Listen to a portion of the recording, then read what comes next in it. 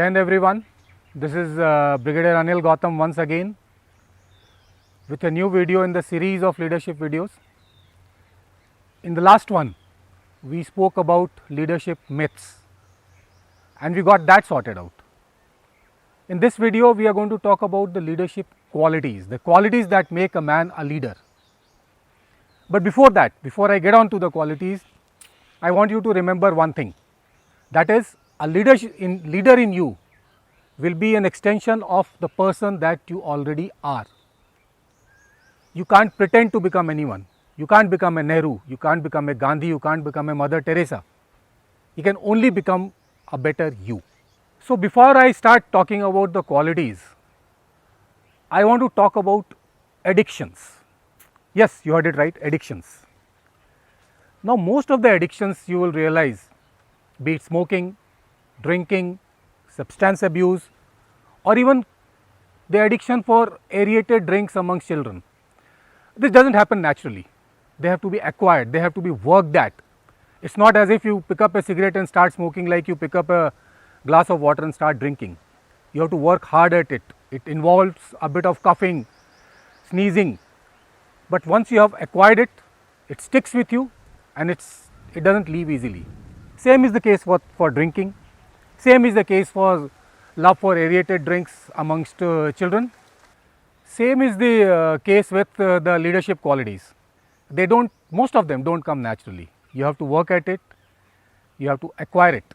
But once acquired, they stick with you for the life. So for once, some addictions are good. वो कहते हैं ना, दाग अच्छे हैं, ये वाले तो हैं. So let's get on with leadership qualities now. So as per me, the first quality of a leader is physically fit. As simple as that. And I'm not saying that because I'm a soldier and physical fitness goes with being a soldier. This is what John Kennedy had to say. Physical fitness is the basis of all dynamic and creative activity. Personally in my life, very many times I have seen leaders panting for breath on a hilltop, going into a decision paralysis. It's actually in the times of stress that your leadership is put to test. It's not every day. And in times of stress, your physical fitness stands by you. The excuses I generally hear is that I'm so tired at the end of my day in the office that I have no strength left in me to work on my physical fitness. It may be because of your physical unfitness that you get tired. Would wake up after 5 or 6 hours and try to squeeze in a workout at whatever facility we could find before packing up my clothes and gulping down a haphazard breakfast. You know who I'm talking about? Guys, I'm talking of Barack Obama. He is at least as busy as you, if not more. The President of the United States is a busy man. I have learned from my experience that as a leader, you want your team to be physically fit. My long years in the army has also taught me that physical fitness is contagious and so is the lack of physical fitness. So now it's for you to decide whether you want your team to be physically fit or not. Particularly when, remember, that team includes your own family members. Didn't we agree that your leadership goes to your home as well?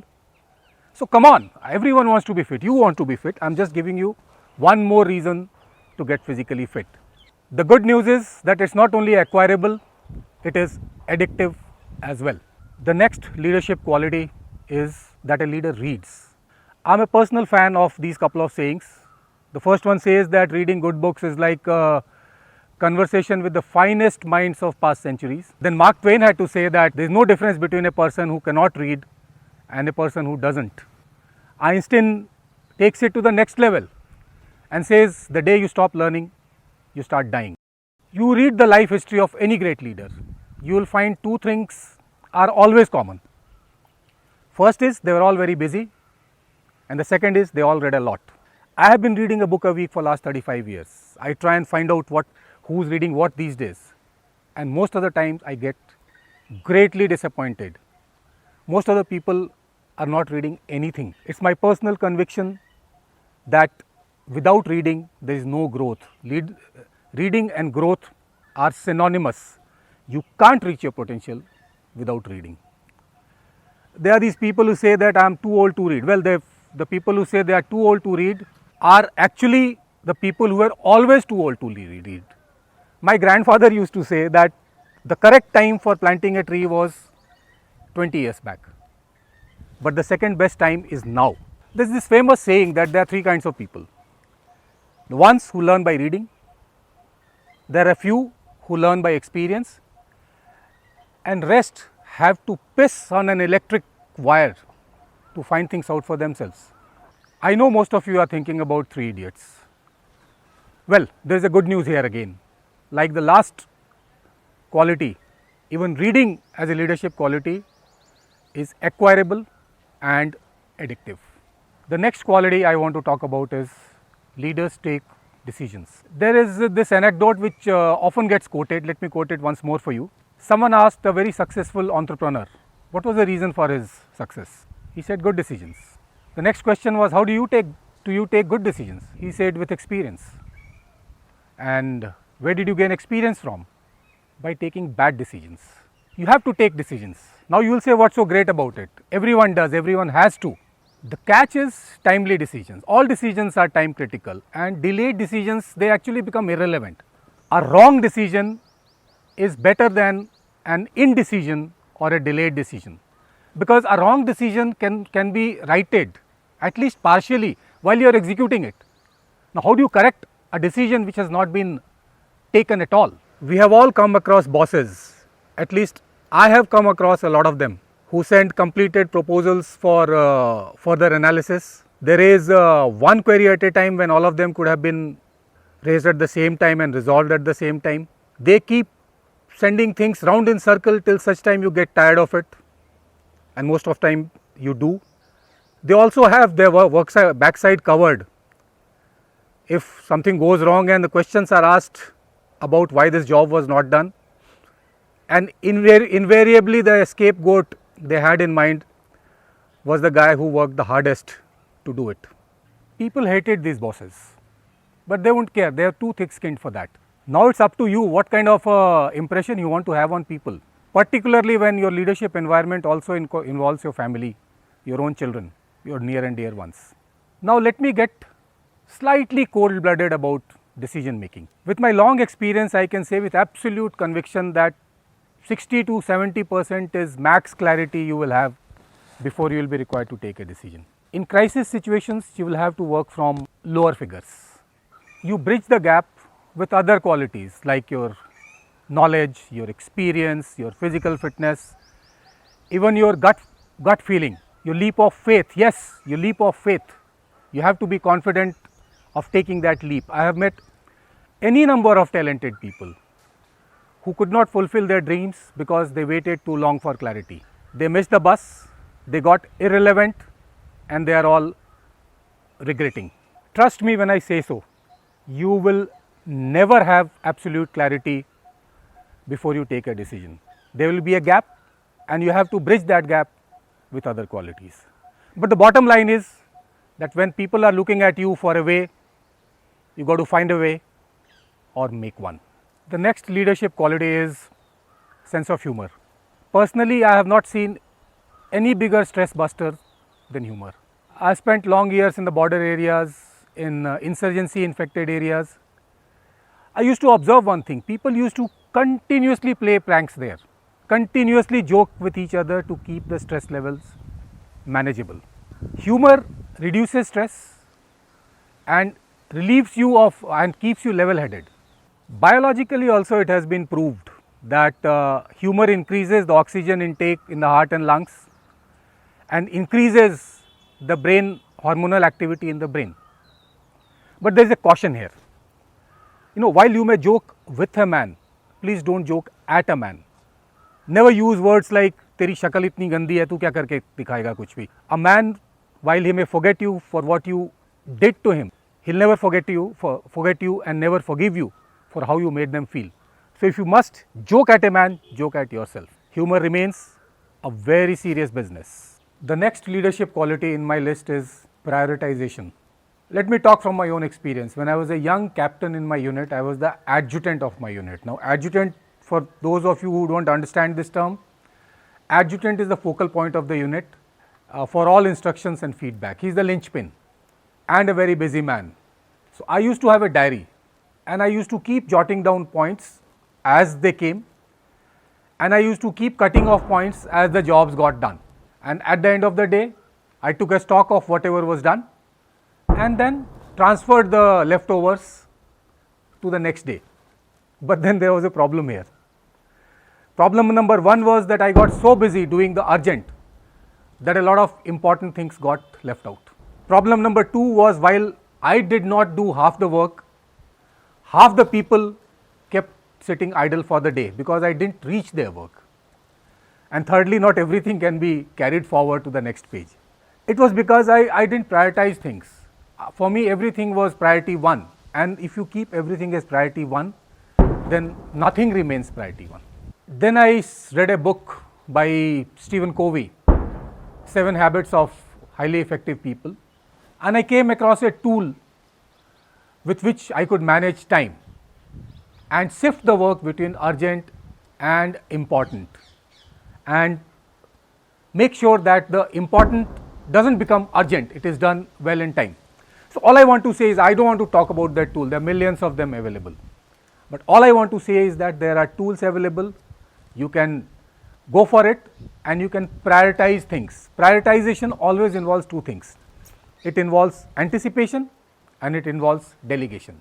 Anticipation because you want to avoid something, a routine becoming urgent, and delegation because while you are doing the most important things, your team is doing the leftovers.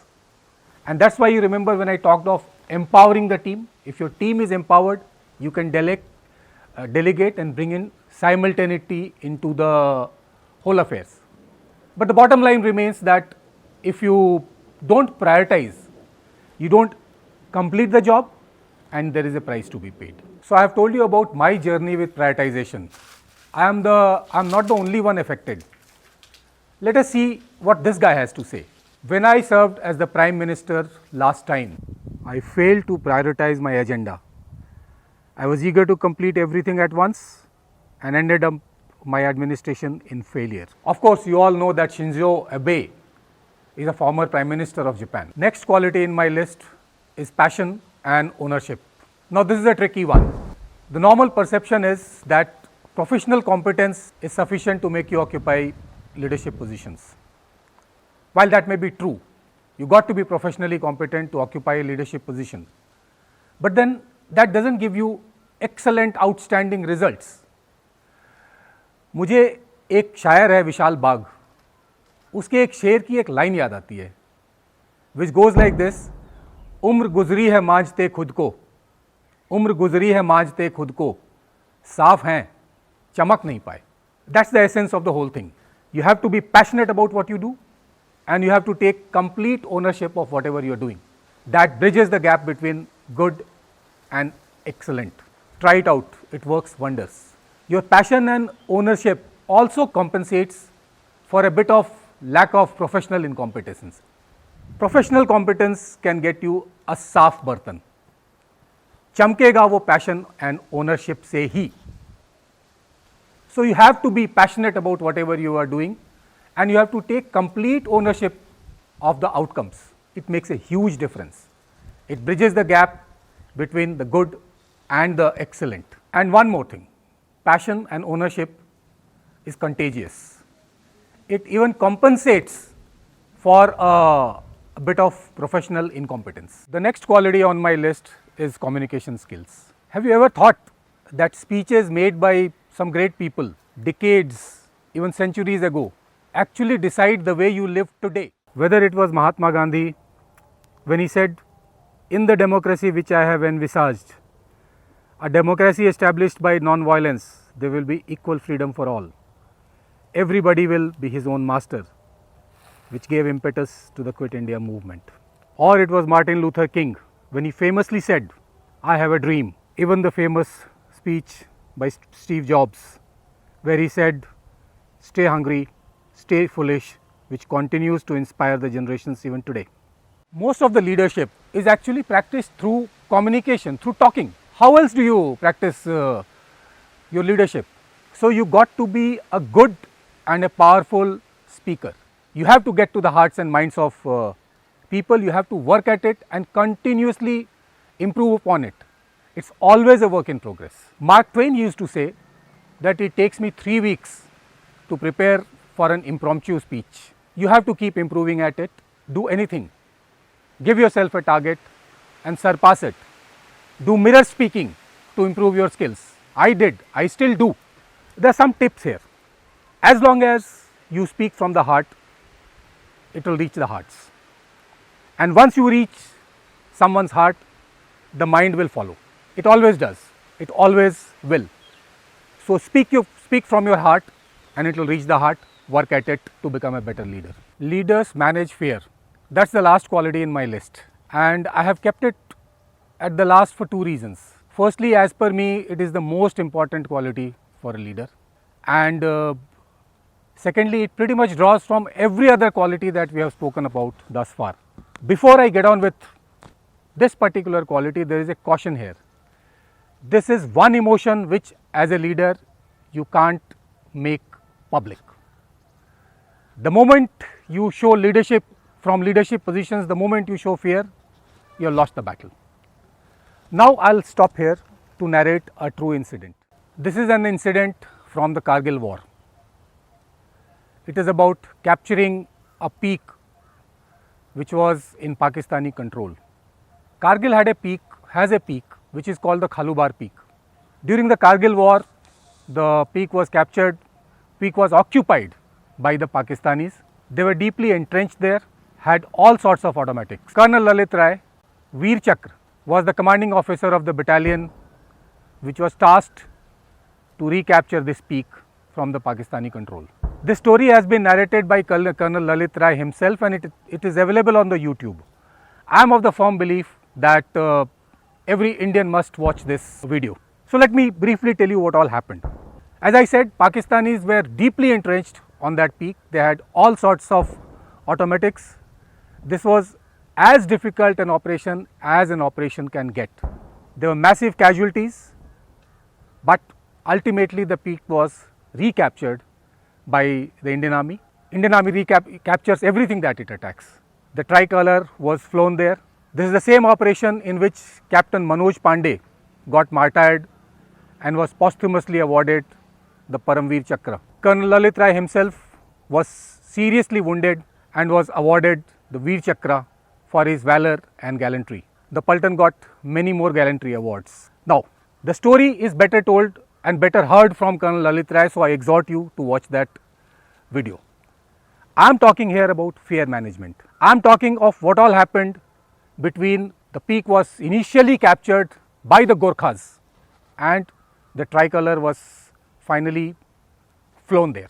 Here is how it was then. There were too many dead bodies around, including dead bodies of our own soldiers waiting to be cremated honorably. The temperature was minus 32 degrees and to make the situation worse, it was snowing heavily. They had no food, they had not visited the toilet for 48 hours. Lalit Rai says that they were trying to preserve body fluids. There was no ammunition. Colonel Lalit Rai had 2 rounds left. He had kept one for the last Pakistani he knocks down and the last one for himself. As a commanding officer of a battalion, you can't get captured by the enemy. The state with rest of the people was also the same. They had no communication with the base and there were only 8 of them. Pakistanis were counter-attacking in great strength. Death was imminent. Death was certain. It was only a matter of time and not too much time. We are talking of minutes and hours. Do you need anything more to get scared? I think this is enough. Lalit Rai himself admits that he was scared to his teeth, but he couldn't possibly show his fear. He had to manage that fear. Here is what he did. Pakistanis were attacking in great numbers and as I told you, these were only 8 soldiers left. Pakistanis were abusing and choices of abuses. So here is what Lalit Rai did. He told his Gorkhas that Pakistanis हमको गाली दे रहा है आपके commanding officer को और सिर्फ आपका commanding officer उनको वापस गाली दे रहा है, तुम सभी पाकिस्तानियों को गाली दो. Now here is a catch. Gorkhas don't abuse. their language doesn't have abuses. So one of the Gorkhas were detailed to give a demonstration how he is going to abuse. So in a funny voice he says something like that कि पाकिस्तानी कुत्ता साला गाली देता है, इधर आएगा तो तुम्हारा मुंडी काट देगा. He said it in such a funny manner that the entire tension evaporated. The fear was managed. They held on. Help came later and the peak was finally in our control. So here is how the fear was managed. But what I want to flag right now is, as a leader, you have to manage fear. There is no other option. So this brings me to the end of this video and the series of videos which I have shot on the final day of my service. There is lot more to tell. Every point that I have covered is worth a video. But then, as I told you earlier, I have no idea how this video stuff works, and your feedback, your connect will be my encouragement to work further on it. I'll wait for that with great hope. Till then, this is Brigadier Anil Gautam wishing you all Godspeed and above all, Jai Hind.